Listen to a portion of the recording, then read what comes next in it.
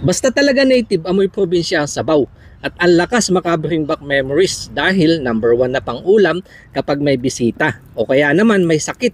Pero minsan masakit ding isipin, ikaw ang nagpalaki pero yung kapitbahay nyo manginginom ang sumusungkit kapag gabi. May kilala ka ba? Pa-comment below, pa-mention na lang. Hinugasan ko muna bago ko ito silaban dahil palalabasin ko ang sarili nitong mantika.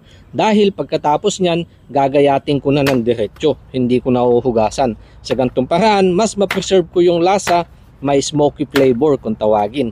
At kung napanood mo yung upload ko na gumawa ako ng itag na baboy ramo, dahil nga ilang araw na lumipas, pwede nang bawasan. At eto nga yung purpose ko, panghalo sa mga masasabaw na ulam. Mga sangkap na ihanda ko na.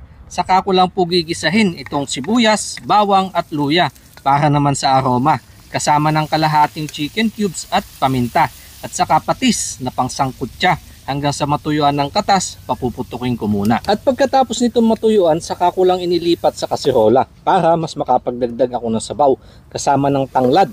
At dahil pang personal lang naman, tama na yung tubig na pantay lang sa laman. At saka ko lang iniwan saglit para manalbos ng sampalok dahil mas masarap ang sabaw kapag may kaunting asim na nalalasap. Saka ko lang ito binalikan, sinamahan ng siling haba at yung sampalok. Bata pa yung nakatay ko kaya hindi na niyang kailangan ng mahabang pakuluan. Saka ko lang namang inayos yung aking lamesa. Pinigaan ko ng kalamansi, yung patis na aking sausawan at naglabas ng ulam para ito ay malamigan. Sunod akong yumuko upang magpasalamat sa Diyos para sa biyayang nasa aking harapan at nang sa ganon mabasbasan at magsilbing lakas sa aking pangatawan. Ito nga po ang aking mumunting handog ng mga pagkaing bukid kung aking tawagin. At kung nagustuhan mo din, baka hindi ka pa nakapagtanghalian, padala na lang ng kanin, sagot ko na ang ulam. Danaw kayo, mga nerd, apo! Yung lasa niya, yung tinola, pero nagkaroon siya ng smoky flavor, may lasa ng usok. Gawa nga po nung nilagay natin yung itag. Tingnan natin kung napalambot natin. Saka siyempre yung asim po ng sampalok, ang ganda nung mixture niya sa bibig. Yung lasang probinsya. Authentic na probinsya.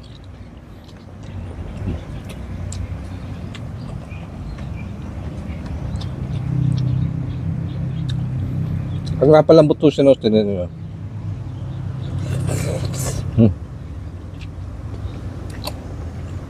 Halos naghihiwalay na.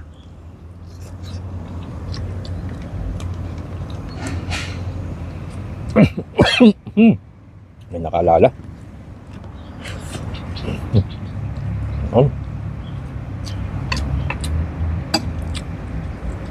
Pang 2 in 1.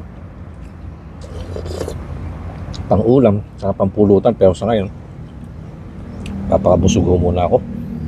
Sakap.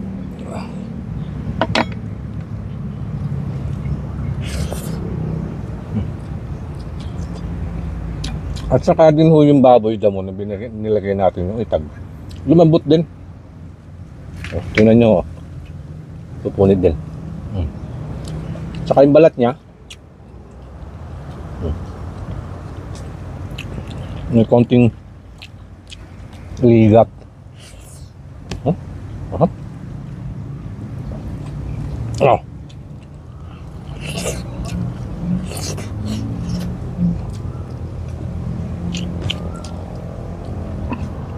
Kahit ito nga po yung kinuha ko yung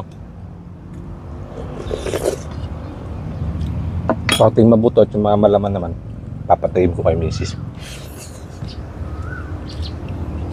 Katulad nga po itong paa.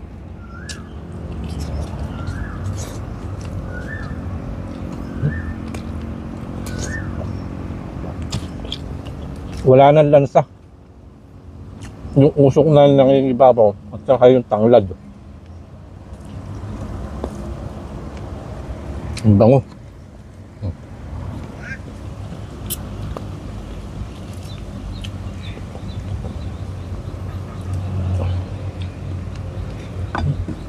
Up.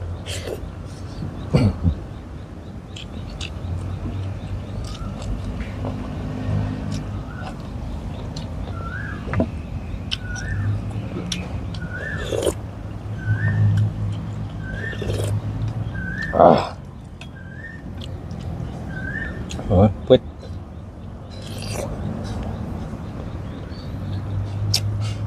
Yan. Ulo, pakpak. Yan po yung mga sa akin.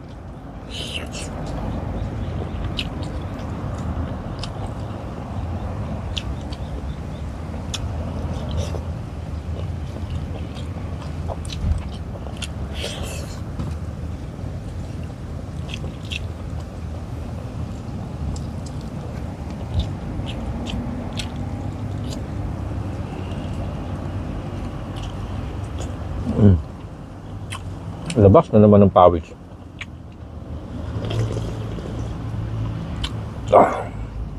Tudahagod yung sabaw, tudahagod yung lasa.